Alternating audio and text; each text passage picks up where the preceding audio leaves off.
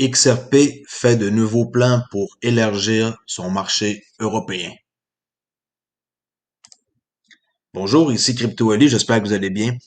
Alors, on commence immédiatement, sans tarder, avec mon cours Udemy. Oui, mon cours Udemy. Alors, c'est prêt pour le cours numéro 1. Je vois d'ailleurs ici qu'il y a 128 personnes qui ont déjà souscrit. Je ne sais pas pourquoi, ils m'ont trouvé d'après moi sur Udemy sans que je mentionne qu'il était prêt, là. Mais en tout cas, bon, ici on voit mon cours numéro 2, qui est la suite du cours numéro 1, bien important, qui est en cours d'évaluation par Udemy. Je pense que c'était le week-end, alors ils ont pris congé, là. Sinon, lui, il avait été accepté la journée même. Alors, good. CryptoOli, investir dans la crypto-monnaie pour les débutants. CryptoOli, ici encore, investir dans la crypto pour les débutants 2. Et je vais faire un troisième cours par rapport à la sécurité, pour comment gérer son argent sur des portefeuilles externes. Là.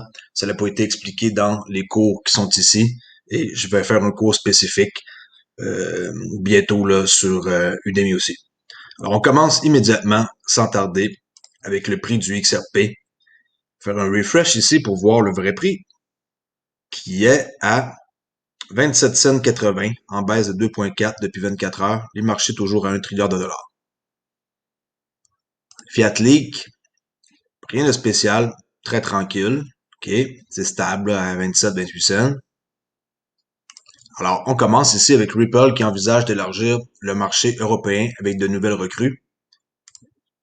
La société FinTech qui a créé XRP pour élargir son marché européen avec un cabinet qui avait précédemment annoncé la vacance de 3 analyses techniques de banques centrales pour occuper ces 3 succursales, dont New York, San Francisco et Royaume-Uni.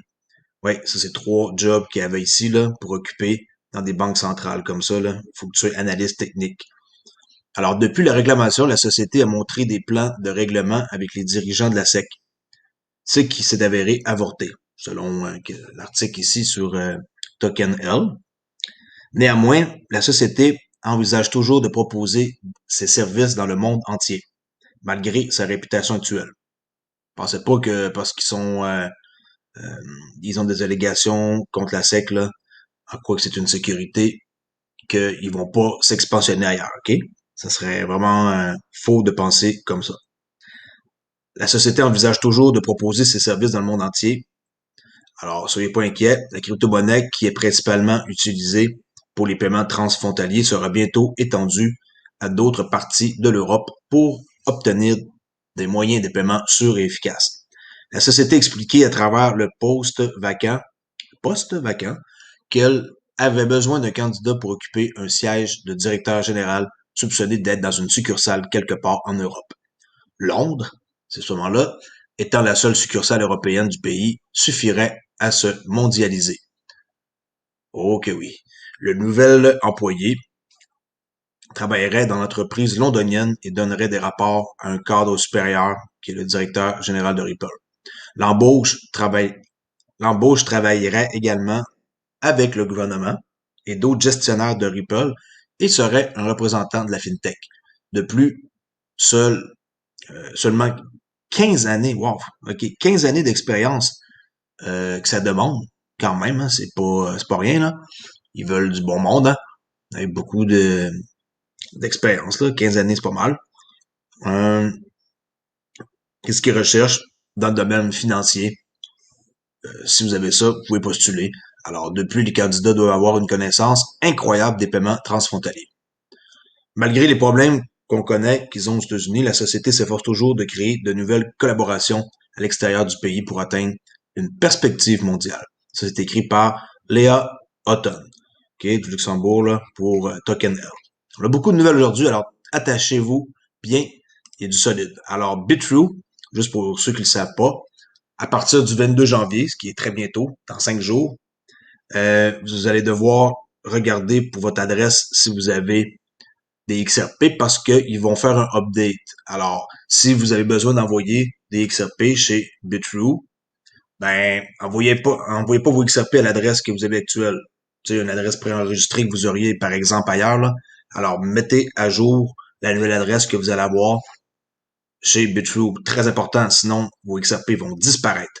Alors ici, je viens de vous résumer là, en gros là, soyez juste avisés que vous devez, à partir du 22 janvier à 6h UTC, là, vérifier que l'adresse qui est sur Bitrue, c'est votre nouvelle.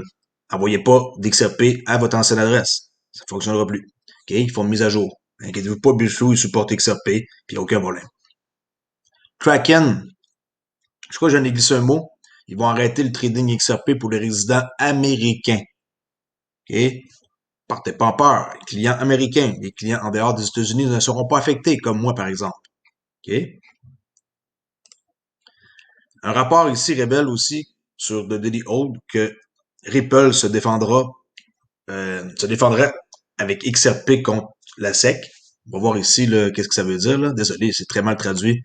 En gros, XRP au fil des ans pourrait jouer un rôle clé par rapport au prix pour sa défense contre Ripple, citant des sources connaissant la stratégie juridique de Ripple. Yahoo Finance rapporte que Ripple prévoit de montrer que les reportages sur Ripple n'ont eu aucun impact sur le prix. Totalement vrai, là. Comme par exemple, celui du 19 juin 2019, lorsque XRP était négocié latéralement alors que, latéralement, là, ça veut dire qu'il n'a pas bougé, alors que Ripple a annoncé un partenariat stratégique avec le géant des paiements MoneyGram. Au contraire, quand il y a une annonce, XRP, au lieu de monter, ça baisse. Alors, c'est pour vous montrer que ça n'a aucun rapport, là, une bonne nouvelle ou pas, là, le prix ne monte pas, c'est pas manipulé. Là. Ripple aurait également l'intention de mettre en lumière ses produits de paiement qui n'ont rien à voir avec XRP pour montrer que son modèle commercial ne dépend pas d'un jeton. La société devrait également faire valoir que la société existait pendant des années avant la création de XRP, oui, et qu'elle dispose actuellement d'une liquidité saine sur les marchés de la cryptographie qui n'a rien à voir avec Ripple. En outre, Ripple soutiendra que ces ventes de XRP ont été effectuées sans que les acheteurs se rendent compte qu'ils achetaient des XRP, qu'ils achetaient chez Ripple. Comme par exemple, vous, que vous achetez des XRP, est-ce que vous pensez que vous détenez un titre de chez Ripple? La réponse est non. Là. Quand que je mets moi des XRP sur ma carte de crypto.com, ma carte Visa, puis on va faire un achat au Walmart, est-ce que vraiment ça fonctionne? Ben oui. Je veux dire, je les ai convertis, puis je les ai convertis, c'est parce que c'est une monnaie. Puis je les ai mis en canadien, puis je m'en vais chercher une commande à l'épicerie, puis ça marche, là. Ça serait pas une monnaie, ça marcherait pas, là. Pouvez-vous acheter Walmart avec une action? Ben, posez-vous la question, là. C'est ridicule de penser que c'est un titre. D'ailleurs, partout dans le monde dit le contraire. Euh, c'est pas un contrat d'investissement, mais pas du tout. Alors, la conférence préliminaire, je rappelle, sur l'affaire est fixée le 22 février. C'est dans un mois, à peu près, un mois et 5 jours, OK? Bon. Une autre petite job ici, ben, petite job. Directeur de la réussite client à Sao Paulo, Brésil, chez Ripple. Goldman Sachs, qui vont entrer bientôt sur le marché de la crypto. Eh oui, Goldman Sachs, Citi, ils vont rentrer.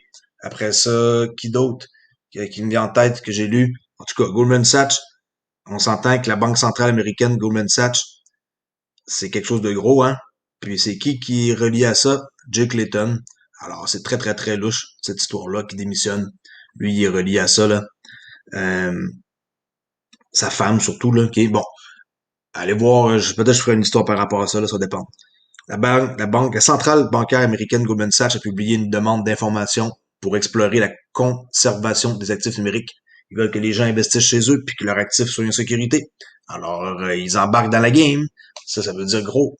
Il faut allumer, la gang allumer, selon une source au sein de la banque. Interrogé sur le timing, la source Goldman a déclaré que ses plans de garde pour sécuriser les fonds des gens de la banque seraient bientôt évidents. Ça s'en vient. Je l'ai dit, c'est une question de temps. Abraham Brooks le dit, 6 à 8 semaines. Alors, on approche dans ça, là, la fin des 6 à 8 semaines. D'ici fin janvier à peu près, là, je crois, là, sur mes calculs. Puis en passant, on va voir tantôt le remplaçant de Brian Brooks. Là, je sais pas si j'avais déjà montré c'est qui, on va le voir. Ici, Bitcoin Trust Grayscale, qui ajoute plus de 5000 BTC encore en 24 heures. Regardez ici, le graphique. On voit que ça arrive à 5000, OK? Désolé si l'image est petite. Alors, on voit ici que c'est 5000 bitcoins de plus d'acheter. Ils avaient acheté environ 2000 coques ici. Le 14, le 15, ils ont acheté 2000 coques. Puis hop, 5000 bitcoins de plus. C'est incroyable comment qui sont intenses, là. Ensuite, la tokenisation des actifs de la finance décentralisée qui va porter la crypto à des nouveaux sommets. Soyez prêts, tout va être tokenisé au complet. C'est une question aussi de temps, ok? Pas tant jours, semaines, des mois et des mois, là, peut-être même quelques années, mais bon, la tokenisation de tous les actifs, ça va tout être au complet décentralisé. Alors, le mélange d'actifs du monde réel de la finance décentralisée va secouer tout ce marché. Alors, soyez prêts à voir qu'est-ce qui va se passer et quel type d'infrastructure qui doit être construit pour amener les institutions traditionnelles sur le marché. Un, les actifs du monde réel utilisés par le protocole doivent avoir une source transparente de tarification disponible à la demande pour tout utilisateur du protocole. Okay, je répète, quel type d'infrastructure doit être construit pour mener les institutions traditionnelles sur le marché de la finance décentralisée. En point numéro 2, les actifs du monde réel utilisés par le protocole doivent être aussi moins volatiles que possible. 3, le protocole doit permettre aux utilisateurs d'emprunter de l'argent en fiat, et papier, l'argent. 4, les actifs du monde réel utilisés par le protocole doivent avoir une présence numérique. Et 5, afin de défendre la nature décentralisée du protocole et de maintenir la confiance au plus haut niveau possible, les intermédiaires connectés au protocole doivent être réglementés, assurés, sélectionnés et supervisés par la communauté du protocole selon les exigences établies. J'en suis souvent des questions par email que les gens ne comprennent pas ce qu'est une CBDC, alors je vais l'expliquer encore ici avec un article que j'ai pogné au Japon. La monnaie numérique, qu'est-ce qu'une CBDC? Central Bank Digital Currency. La monnaie numérique de la Banque centrale CBDC, comme son nom l'indique, est une monnaie créée et gérée par des institutions financières nationales existantes telles que la Banque du Japon. La différence est avec les monnaies traditionnelles qu'on connaît, est qu'au lieu des pièces analogiques, telles que les billets et les pièces de monnaie, elles sont tous remplacées par des pièces numériques, analogiques à numériques. Selon l'International Settlement Bank, la BIS, CBDC n'est pas un terme strictement défini qui clarifie ce que CBDC n'est pas pour analyser quel changement avec l'introduction de CBDC. C'est plus facile à définir. Selon cette logique, la CBDC peut également être considérée comme une monnaie de banque centrale numérique différente de la monnaie détenue dans les comptes de réserve et de règlement traditionnels. Tether, on sait que c'est un scam. On sait que les documents ont été déposés le 15, le 2 jours, à New York. Pour ceux qui ne savent pas c'est quoi Tether, c'est une crypto-monnaie qui est controversée, avec des jetons émis par Tether Limited. Il prétendait autrefois que chaque jeton était adossé à $1 des États-Unis, mais le 14 mars 2019, il a modifié le soutien pour inclure des prêts aux sociétés affiliées. L'échange Bitfinex a été accusé par le procureur général de New York d'utiliser les fonds de Tether pour couvrir 850 millions de dollars de fonds manquants depuis la mi-2018. On voit ici un article qui vaut vraiment la peine d'être lu. Je vais le mettre dans ma description de Big Short, l'intérieur de la machine Doomsday de crypto. On voit comment est-ce que le Tether sert à gonfler le prix du Bitcoin. J'ai retenu un truc important, vous irez voir, là, c'est passionnant cet article-là, de voir comment est-ce que c'est exceptionnel la fraude qu'il y a avec Tether et Bitcoin. Je vous montre ici, pourquoi que Coinbase et Bitstamp n'ont pas Tether. Regardez, les échanges de crypto légitimes, comme Coinbase et Bitstamp, savent clairement qu'ils doivent rester loin de Tether. Aucun ne prend en charge Tether sur leur plateforme, et le sentiment est réciproque. Parce que si Tether limité permettrait à un grand marché liquide entre Tether et USD de se développer, la fraude deviendrait instantanément évidente pour tout le monde, alors que le prix d'équilibre du marché de Tether chutait bien en dessous de $1. Alors, je vous dis cet article-là, je vais le mettre dans la description, ça vaut la peine. Ça ici, c'est lui là qui va remplacer, qui a remplacé Brian Brooks le 14 janvier, là, ça fait 3 jours. Il s'appelle Blake Paulson. C'est le nouveau contrôleur de monnaie numérique aux États-Unis. Il n'a pas l'air d'avoir un visage sympathique là, comme Brian Brooks, malheureusement, mais en tout cas, on va voir qu'est-ce qu'il va faire. Et Brian Brooks, en passant, il va prendre un congé de 1 mois. Je pense qu'il s'est bien mérité tout ce qu'il a accompli depuis des mois. Et j'ai très hâte de voir à quelle place il va aboutir, là.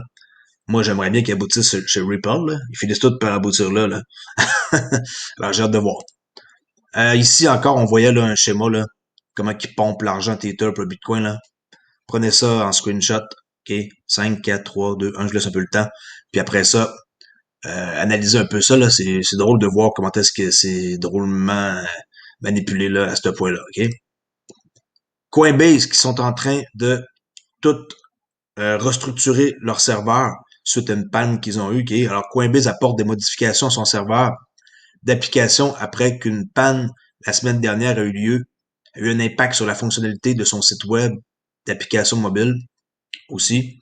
La panne faisait partie d'une série de problèmes techniques que la bourse a rencontrés ces derniers mois. Coinbase dit qu'il divisera son serveur d'application en services distincts dans le but de réduire le rayon d'explosion à la suite d'une panne la semaine dernière qui a eu un impact sur l'application du site web et du mobile. Ben, enfin, j'espère que vous allez vous updater parce que votre site, ça fait vraiment dur. Les portefeuilles mobiles du Bangladesh et de la Malaisie utiliseront RippleNet pour les paiements. J'avais oublié de le mentionner, cette nouvelle-là, il y a 2 jours. Cette semaine, Ripple a annoncé que Mobile Money de Malaisie et le portefeuille mobile Bcash du Bangladesh sont connectés via RippleNet pour les paiements. RippleNet est le service de messagerie de paiement qui est en concurrence avec Swift et l'accord n'utilise pas XRP. Bon, pas parce qu'ils utilisent RippleNet qu'ils utilisent XRP, qui est une possibilité. Mais oubliez pas, Swift, ça va pas passer date. Ça va. Leur contrat fini de 40 ans là, d'existence en 2025. Alors, je sais qu'ils ne sont pas se terminer pour eux autres, ils vont continuer, là, mais XRP sont là pour leur rentrer dedans. Bcash est heureux de s'être associé à Ripple en collaboration avec la mutuelle Trust Bank de Bangladesh pour offrir une expérience d'envoi de fonds rentable, rapide, transparente et fiable à plus de 10 millions de Bangladais non résidents dans le monde. Plus de 220 000 travailleurs bangladais envoient de l'argent chez eux depuis la Malaisie. Alors, eux autres, ça va leur coûter pas mal moins cher maintenant avec un système comme RippleNet. Et ici, on voit l'accusation de Tether. OK, je vais le grossir. On voit là Eric Young là-dedans. Hein? Bon, iFinex. OK, c'est pareil là, que Bitfinex.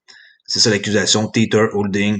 Tout ça ici. Ça a 97 pages. Si ça vous tente de aller lire ça, ben gâtez-vous. Jury trial demandé. C'est ça qu'on appelle. Alors, tout est là. Regardez le début, là. Tout est là. Les défendants. Tout est tout marqué, là. C'est quelque chose, là. Moi, je lis pas ça, là. C'est bien trop compliqué. C'est vraiment un truc de ouf. Alors, on peut vraiment voir que Tether sont dans des draps, dans voyons, dans les mauvais draps, je cherche un bout, là, qui sont en mauvaise situation, plutôt. J'ai très hâte de voir qu'est-ce qui va se passer. Ça pourrait affecter énormément le marché de la crypto. Euh, tout le marché au complet. J'ai très hâte de voir. Pour finir, on pourrait aller voir un peu le prix du XRP en weekly. J'ai pas été voir depuis quelques temps. Alors, rien de spécial là. Okay, ça se stabilise à 27 cents. Il y a eu quand même pas mal de volume ici, là, par exemple, là, dans la dernière semaine. 1, 2, 3. Ça, je suis en semaine. Bon, fait qu'il y a eu pas de volume ici, mais il y a eu du volume quand même assez important la semaine passée. Sinon, il n'y a rien de spécial à signaler ici. Tout est beau. Il faut juste attendre. Il faut être patient, la gang. Découragez-vous pas. Je sais qu'il y en a qui vont abandonner l'expérience XRP. Je sais qu'il y en a qui vont arrêter de venir sur ma chaîne. Je sais qu'il y en a qui commencent à paniquer. Il y en a qui m'écrivent des commentaires en quoi que XRP c'est fini. Puis je commence à savoir c'est qui là qui est négatif là. Maintenant, si vous voulez vraiment comme changer de crypto, c'est pas moi qui va vous retenir. Hein. C'est votre choix personnel à vous là. Ok, moi je suis avec XRP, mes recherches sont faites, j'ai mes raisons. Alors, je rappelle que mon cours numéro 1 est prêt sur Udemy. Je vais mettre je vais mettre aucun lien pour l'instant dans la description. Je vais attendre que le deuxième soit prêt pour mettre mes liens dans la description YouTube. Mais vous pouvez me trouver pareil sur Udemy, là, si vous êtes pressé de voir. Là, comme je peux voir, il y a 128 petits pressés qui ont été rapides parce que je ne l'ai pas annoncé qui était prêt sur Udemy. J'ai juste dit 24 à 48 heures. Là.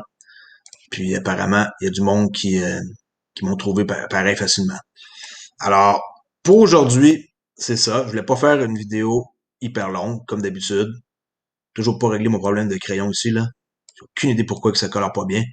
En tout cas, ça, c'est une autre affaire à voir.